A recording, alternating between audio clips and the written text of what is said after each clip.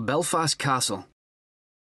Belfast Castle is one of the most distinctive landmarks in Belfast, with spectacular views of the city from its site high up on the slopes of Cave Hill, some 120 metres above sea level. It is actually the third castle belonging to the Donegall Dynasty. The first, in Castle Lane in the city centre, was built by the founder of Belfast, Sir Arthur Chichester, and was destroyed by fire in 1708, claiming the lives of 3 of Lord Donegall's sisters.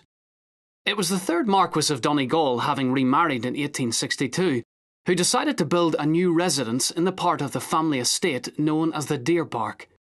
The castle was designed by John Lanyon in the Scottish baronial style, and when it was completed in 1870, the final cost was well over the initial estimate of £11,000, an astronomical sum in those days. This was bad news for the extravagant Marquess, who, being low in funds, couldn't meet the additional costs. Fortunately, his daughter Harriet had sensibly married into a very wealthy family, and his son-in-law, Lord Ashley, heir to the title Earl of Shaftesbury, came to the rescue and paid for the castle's completion. The third Marquess lived at the castle for 14 years, and on his death, Harriet, Lady Ashley, inherited his Irish estates, including the land in which the White Linen Hall once stood, which she later sold to allow City Hall to be built on the site. When the 7th Earl of Shaftesbury died a year later, Lord Ashley and Harriet succeeded as the 8th Earl and Countess of Shaftesbury. The Donegall coat of arms is above the front door, and on the north wall of the castle the Shaftesbury crest appears on the exterior staircase, which was added in 1894 by the 9th Earl of Shaftesbury as a present for his mother. The magnificent Italian-style serpentine staircase connects the reception rooms with formal gardens themed on the castle cat. There are 9 references made to the cat in paving, sculpture and garden furniture. See if you can spot them. The 9th Earl became Lord Mayor of Belfast in 1907 and Chancellor of Queen's University in the following year.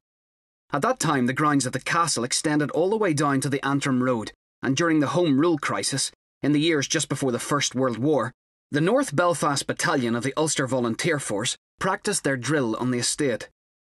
In 1914, those young men joined the ranks of the 36th Ulster Division and went off to fight in the British Army, many of them laying down their lives in the Battle of the Somme on the 1st of July 1916. In 1934, the Earl of Shaftesbury presented the castle and the 200-acre estate to the city of Belfast. During the Second World War, the Royal Navy occupied the castle, presumably happy to have a room with a sea view, and after the war the castle became a popular venue for functions. Today, the castle is one of Belfast's main visitor attractions, as well as an upmarket venue for local weddings too.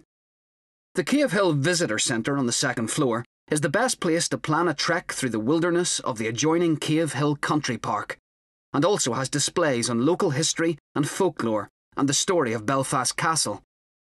The castle cellars have been modelled on a Victorian theme, with narrow passages, shop fronts and gas lights, and contain the cellar antique shop and the cellar restaurant.